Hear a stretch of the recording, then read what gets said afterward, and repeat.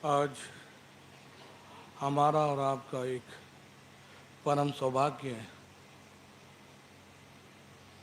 कि इस पावन पर्व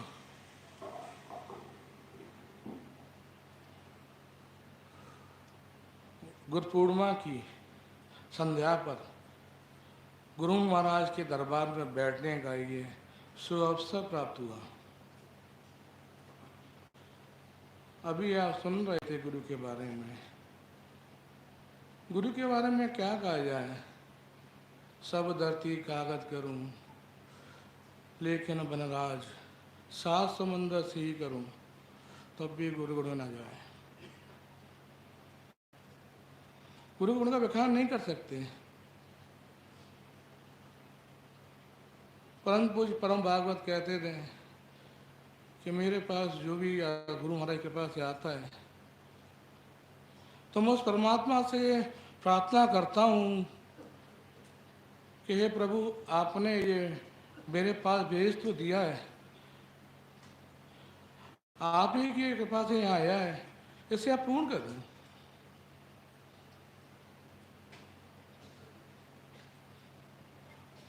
इसे कहीं और जाने की जरूरत ना पड़े, तो यहाँ आके यह पूर्ण हो जाए।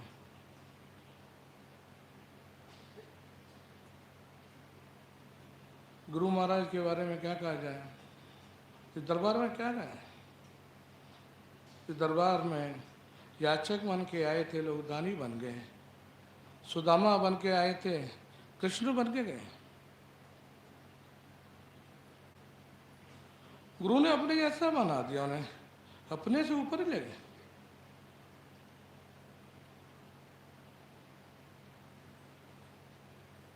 परम पूज्य परम भागवत के बारे में आप सब जानते ही, पढ़ा भी है आपने। उन्होंने लिखा, मैं रास्ते में बड़ा पत्थर था, मेरे गुरु की नज़र पड़ गई, ये कहाँ से कहाँ पहुँचा दिया, क्या बना दिया। साक्षात ईश्वर बना दिया।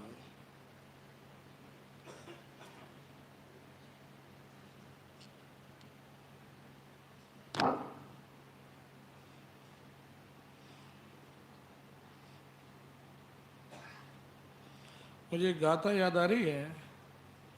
एक व्यापारी थे, समुद्र व्यापार करके वापस आ रहे थे, समुद्र के रास्ते आ रहे थे, तूफान आया।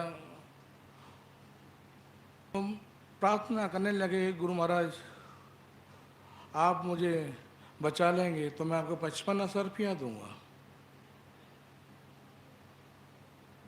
सदानों की गाथा है ये। उन्होंने प्रार्थना की अपने गुरु महाराज से कि आप मुझे बचाएंगे तो 55 रुपया दूंगा। उनका जहाज सकुशल वापस आ गया, किनारे लग गया।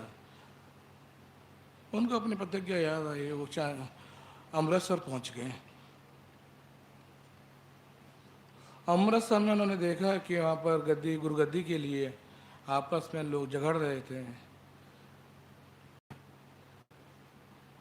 उन्हें क्या करूं, किसको 55 रुपया दूं, कैसे करूं?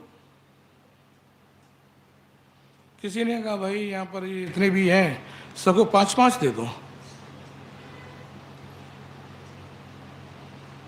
और 5 रुपया बाहर जो है एक झोपड़ में रहते हैं फकर बाबा हैं, आप उनको दे दो। वो उनके पास गए, 5 रुपया देने लगे। तो उन्होंने कहा, भाई तूने तो ये 55 रुपयों के लिए बोला था और तू 5 ही लेके आया है। उन्होंने अपनी पीठ दिखाई, कहा, देख मेरी पीठ पे गाँव, तेरा जहाज जो मैंने अपनी पीठ पे उठा के पार लगाया और तू 5 रुपये दे रहा मुझे। गुरु ये होता है। आज के दिन में तो ये कहा गया है, लिखा भी किताबों में है कि आज गुरु जो है अपने शिष्यों को याद करते हैं, हर शिष्य को याद करते हैं। और शिष्य उनके पास आता है, जो मांगता है भरपूर देते हैं। खाली हाथ नहीं जाएगा वो आज जो जिसने मांग लिया।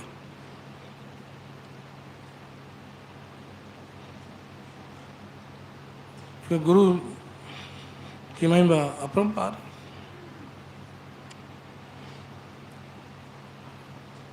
क्या कहा जाए इस गुरु के बारे में, दरबार के बारे में। हम इतना सुंदर दरबार कहीं ना सुनने को मिलता ना देखने को मिलता।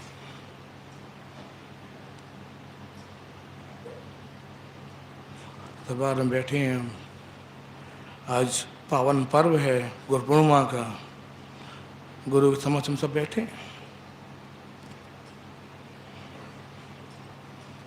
क्या कहा इस गुरु के बारे में, कैसे क्या व्याख्यान करें,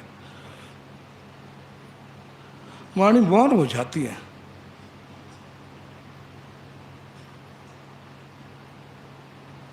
गुरु क्या है, क्या से क्या कर देते हैं, किससे क्या बना देते हैं, पता ही नहीं चलता। अभी पिंटू से सुन रहे थे कि माँ वस्त्र अच्छे पहना के पिता के पास पुत्र को भेज देती है। ऐसे ही गुरु हमारे जितने विकार हैं, अवगुण हैं, सबको निकाल के उस परम पिता परमेश्वर के पास भेजता है। वहाँ आ जाते हैं तो वो पिता हमें अपनी गोदी में उठा लेता है।